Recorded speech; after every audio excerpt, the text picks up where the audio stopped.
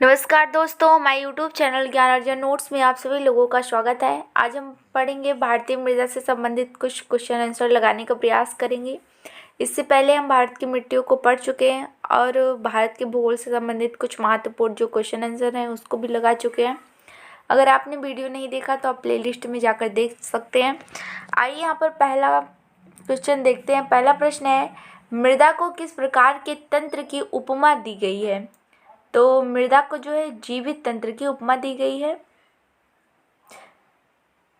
दूसरा प्रश्न है, मृदा निर्माण को प्रभावित करने वाले प्रमुख कारक कौन से हैं? तो पैतृक पदार्थ है और पैतृक पदार्थ जलवायु, उच्चावच किस प्रकार से, पहाड़ पर्वत और ढाल किस प्रकार से, ये सब भी मृदा के कहीं ना कहीं मृदा को प्रभावित करने वाले कारक हैं। जीव एवं समय यह भी मृदा को प्रभावित करते हैं। समय के अनुसार जैसे जलवायु में परिवर्तन होता है तो अनेक प्रकार से प्राकृतिक में भी परिवर्तन होता है। जलोढ़ यानी कि नदियाँ, जहाँ पर नदियों द्वारा बहाकर लाई गई मिट्टी ही होती है, वहाँ पर हम देखते हैं जलोढ़ मिट्टी का निर्माण होता है। जहाँ पर अधिक वर्षा होती है वहाँ पर लेटराइट मिट्टी का निर्माण होता है। तो कहीं ना कहीं जलवायु का प्रभाव मृदा पर पड़ता है। तीसरा क्वेश्चन है, मृदा जनन के विभिन्न प्रक्रमों को सक्रिय बनाने में सबसे महत्वपूर्ण कारक कौन है? तो वो जलवायु है। चौथा क्वेश्चन है, मृदा में जीवांश पदार्थ की कितनी मात्रा पाई जाती है? तो 5 से 10% मात्रा जो है वो पाई जाती है जीवाश्म की। पांचवा क्वेश्चन है, मृदा के निर्माण में किस खनिज पदार्थ की मात्रा सर्वाधिक होती है? तो क्वार्ट्ज की जो मात्रा होती है वह सर्वाधिक होती है। छठवां क्वेश्चन है, ये देखते हैं किस खनिज पदार्थ से मृदा को अधिकांश फास्फोरस प्राप्त होता है? तो एपेटाइट से क्या होता है कि मृदा को फास्फोरस की प्राप्ति होती है। सातवां क्वेश्चन है, भारत के संचित क्षेत्रों के कृषि योग्य भूमि किस कारण से लवणीय हो रहे हैं? यानी कि जो भारत का सिंचित क्षेत्र है, हमेशा सिंचाई हो रही है खेतों में, अधिक सिंचाई वजह से वो अधिक लवणीय हो गए हैं। आठवां क्वेश्चन है, मृदा में जल की मात्रा कितने प्रतिशत होती है? तो 25% जो होती है वो मृदा में जल की मात्रा होती है।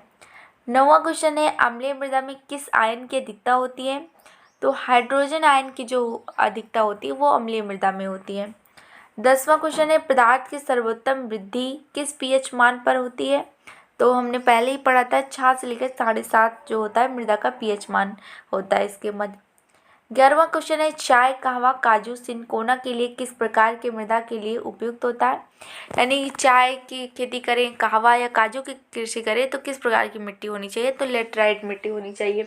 जैसा कि हमने पढ़ा था कि भारत में कृषि की योग्य से चौथी सबसे बड़े भाग में पाई जाती है। यहाँ पर हमने देखा था कि वो पश्चिमी घाट में, गोवा में देखें तो काजू का अधिक उत्पादन होता है, कर्नाटक में कॉफ़ी, और असम में देखते हैं, मेघालय में जहाँ पर अधिक वर्षा होती है, ये मिट्टियाँ वहाँ पर अधिक पाई जाती हैं। लेटराइट मिट्टी इसमें होगा। 12वां क्वेश्चन है, मैंग्रोव वन किस मृदा में पाए जाते हैं? तो दलदलीय मृदा में मैंग्रोव वन जो होते हैं जो कि पश्चिमी, हम देखते हैं पश्चिम बंगाल में जहाँ पर सुंदरवन का डेल्टा है वहाँ पर मैंग्रोव वन अधिक पाए जाते हैं और इसे सुंदरी वन के भी नाम से जाना जाता है मैंग्रोव वन को। ये मुख्यतः दलदली मृदा में दलदली मृदा पश्चिम बंगाल के क्षेत्रों में, और हम कच्छ केरल में देख सकते हैं, गुजरात के कुछ भागों में पाई जाती है। 13वां क्वेश्चन है, राष्ट्रीय दूर संवेदी एजेंसी द्वारा भारत की बंजर भूमि संबंधी एटलस कब तैयार किया गया? तो NRS के द्वारा जो होता है 2005 में इसे तैयार किया गया था। 14वां क्वेश्चन है, भारत का द्वितीय विशालतम मृदा कौन सा है? लाल मृदा। अगर हम भारत में मृदाओं की बात करें, लेकिन जैसे कि सबसे ज़्यादा एरिया में कौन सी मृदा फैली है तो जलोढ़ है। जलोढ़ के बाद तो लाल है और दूसरे नंबर पर आती है, लाल के बाद काली मृदा है जो कि कपास के लिए अधिक उपजाऊ होती है। उसके बाद लेटराइट मृदा है जो कि चौथे नंबर पर आती है। यानी भौगोलिक दृष्टि से देखें तो 4 महत्वपूर्ण मिट्टियाँ होती हैं।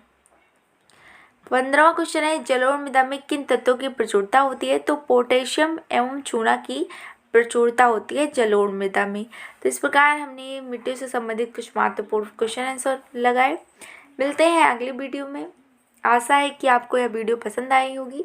अगर आप भूगोल से संबंधित कुछ भी जानकारी प्राप्त करना चाहते हैं तो आप मुझसे पूछ सकते हैं।